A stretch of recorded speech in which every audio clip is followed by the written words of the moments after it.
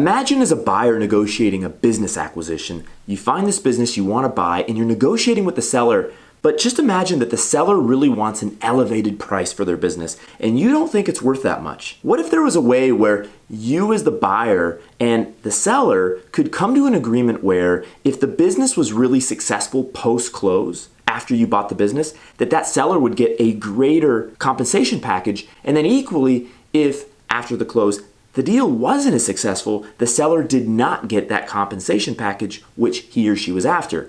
Right? This is the idea of an earn-out, and it basically allows a buyer and a seller to come to an agreement on an initial purchase price and agree that if certain metrics are hit post-close, then that seller is going to get more compensation as a result of helping you, the buyer, go through a seamless, smooth transition where the business was profitable in that initial period after the close. And this is really common in the private equity world. And I want to talk to you in this video about how to structure earnouts, how to think about earnouts, what really earnouts are, and what can you do practically speaking to use this concept to get your first few deals done. And I want to talk to you a little bit about earnouts and how to structure an earnout for your potential first deal, for your first few deals, until you really get in the hang of things and know how to structure these bad boys yourself. Okay, so again, an earnout is essentially a way whereby if you as the buyer and the seller aren't quite in agreement on how much you should be paying for a company, then you basically structure an earnout and say, hey, if the deal doesn't perform, if the company that's being transacted here doesn't quite perform well enough, then you're not going to get as much money. And equally, again, if it does really well, you're going to get more. And you can structure this based on bottom line profit, based on revenue. You can use any number of KPIs, key performance metrics, from which you can leverage or kind of solidify the earnout on, right? So it's between you, the buyer, and the seller to really agree on what are the metrics that matter in this transaction and what are the metrics that are going to lead to an increased earnout or a lesser or potentially no earnout if the deal is not as successful as hoped. And so to really go deep into this, we would need to have a corporate lawyer on the conversation to really go into all the mechanisms. And to be honest with you, you don't need to know all the mechanisms of an earnout if you're trying to buy your first company, which I assume most of you are. What you really need to understand with regards to an earnout if you're trying to do your first deal is how can you leverage an earnout to help get your first deal done. And usually a super complicated earnout is going to be overkill for a small transaction because just the amount of legal documentation you'd have to be expending and paying for as the buyer to organize a proper earnout, the legal costs are just going to be too great relative to the smaller transaction size, that 7-figure transaction size. And so here's basically the deal, okay? Firstly, let's back up and assume for a second that for your first transaction, you're either going to do seller finance or SBA finance, which in my opinion, and I know from experience, are the two most likely paths forward for you to do your first deal. Either seller finance or SBA finance.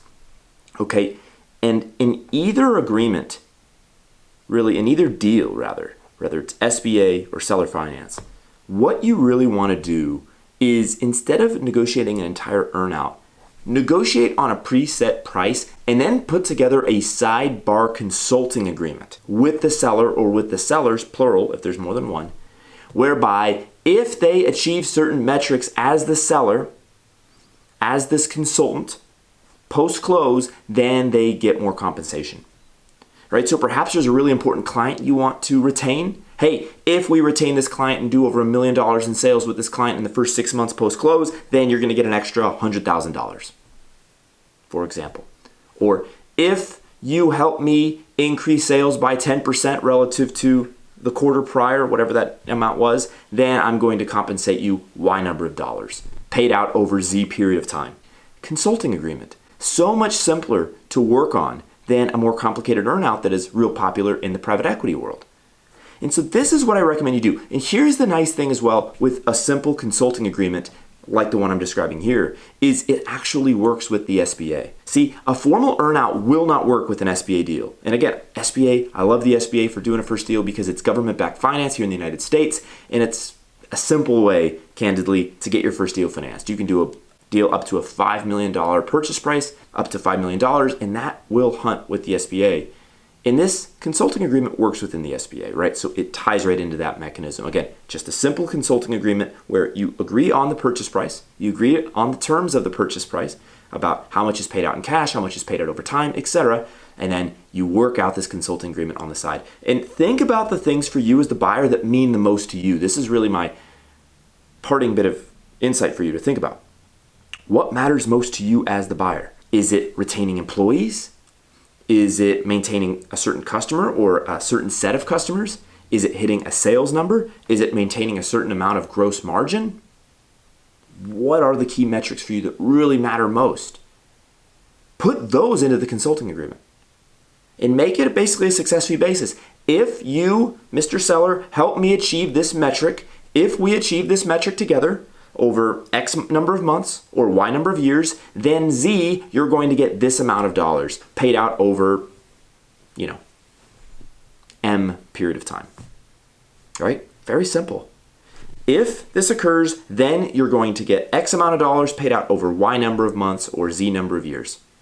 If we don't achieve this metric, then you will not get these funds, or you will get a much smaller number of funds, right? And that right there, in a nutshell, works for smaller transactions. It's easy for your lawyer to draft up, so it's not going to cost you a plethora of legal fees, and it's a good way for you to, if you need to bridge that gap and come to a common consensus where you as the buyer are a little bit more skeptical and the seller has a lot of confidence. If the seller is saying, oh, this business is great, oh, this business is fantastic, oh, this business is going to blow the socks off you, you're going to love this thing, okay, it's going to be the greatest thing since sliced bread. Great, then let's put that in writing, and if you're able to help me achieve these fantastic KPIs, these fantastic metrics that you're talking about, then we'll document it. And not only will we document it, but we'll pay you for that performance. I want to pay you for performance, not for talk. That as a buyer is a really powerful thing to think about. All right, with that, if you want to learn more about buying businesses, go to jasonpaulrogers.com. If you're an accredited investor and you don't want to do all this hard work of negotiating and finding deals and all of that yourself, if you'd rather just partner on my back, go on my shoulders, then go to brightutilities.com. Hit the thumbs up button if you've liked this video. Subscribe for more content like this. And again, accredited investors, brightutilities.com. All right, with that, I'll talk to you in the next video.